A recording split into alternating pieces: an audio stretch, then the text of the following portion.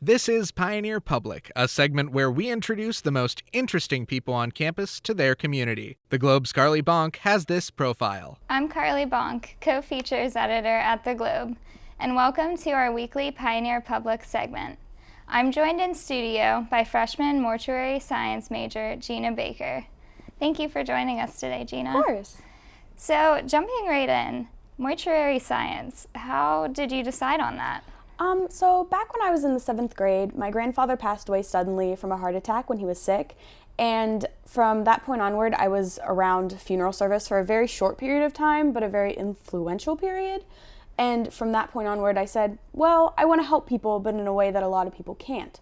So I started researching and figuring out maybe what I wanted to do. And it just so happened that I really enjoyed, that kind of sounds weird, but enjoyed the idea of being a mortuary scientist, embalmer, anything of that nature. And my father and my mother, they backed me up and helped me out, and here I am. So Interesting. And did you look at multiple schools for that, and why did you choose Point Park? Well, I wanted somewhere that was close to home. I live about 45 minutes away, but still, like, I could have my own freedom. But I did look at a couple other schools. There was one in New York. I believe Teal College has it, which is about an hour and a half away from here. Texas has it.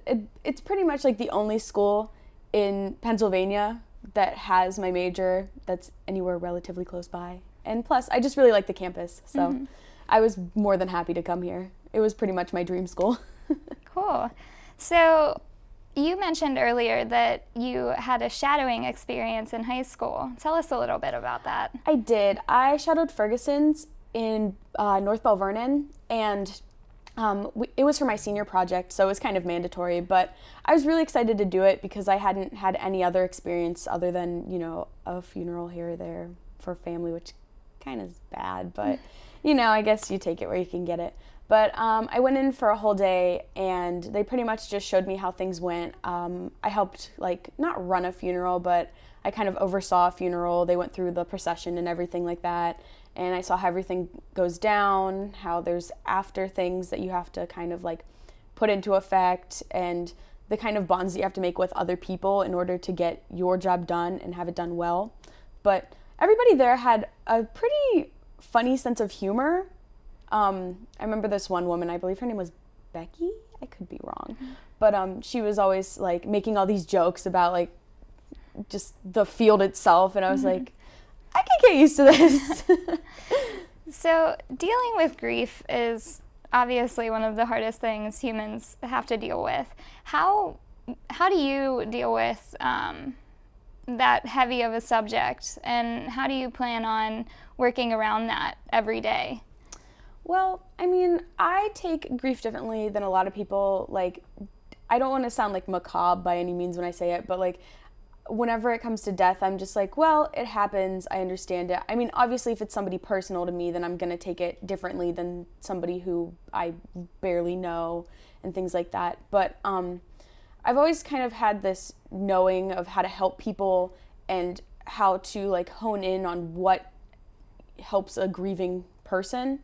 So I think it's just important to remain connected in a sense to the people that you're working with and the bodies that you're working on, because how a person looks after death is just as important as how they look alive, because that helps somebody else's grieving process. I've had a couple people tell me throughout my shadowing that if you embalm a body incorrectly or anything like that, that you know, it has a lasting effect on the people that are seeing it. So I think it's just important to understand how another person views your work. Okay. And speaking of viewing work, you also have a photography hobby. I do. How did you fall into that, and is there any way that it's connected to what you want to do? Honestly, I had a friend who had a Canon T3i, and I was just like so into it, and I was like, oh my god, I love this. Like, you do this? This is amazing. And I loved doing it, and it just was so much fun. And then I just, for Christmas one year, I think like 2 years ago, I just said to my parents, I was like, I really want a camera. And they came through and got me a Nikon, and I love it. And I started taking pictures very slowly because obviously I kind of didn't have any idea what I was doing. I feel like I still don't, but it's another way that like people get joy out of doing things, myself included. Since I've been here, I've had tons of people ask me to take pictures for them and things like that. And we just go out and have fun for a day and take pictures. We look through them after we're done, and then they feel good and I feel good. And it's just, I don't know, it's a great way to like talk to people and make more friends and be happy with something. You know? Okay. And one more question for you.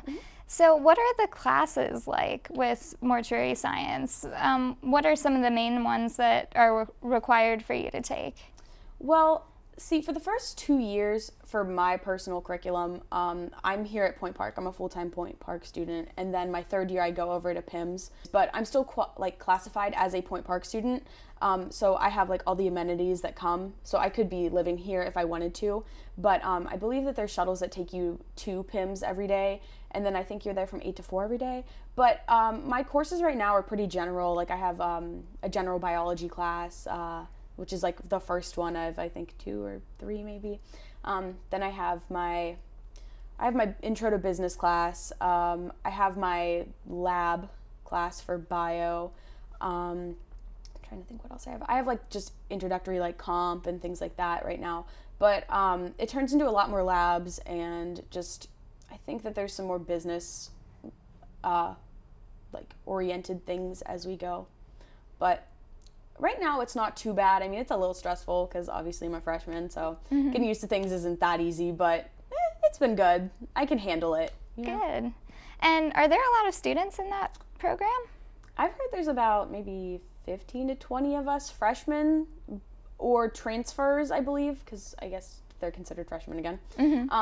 So there's not a lot of us in comparison to like the dance community or the SAEM community, but we're doing our best. So, but I've met a lot of them. I have an intro to natural sciences and engineering technology class. It's kind of like coding and just computer work.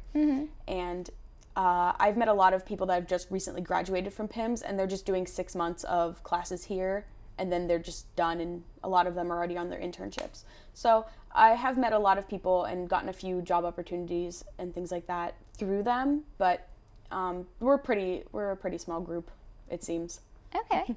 Well, thank you so much for joining us today. It's you a for very having me. interesting major that you have. Not something you come across very often, so it's interesting to hear your perspective. Thank you. No problem. For more Pioneer Public profiles, check out our website at ppuglobe.com. Thank you. Connect with the Globe on Facebook, Instagram, and Twitter at PPU Globe, and always online at ppuglobe.com.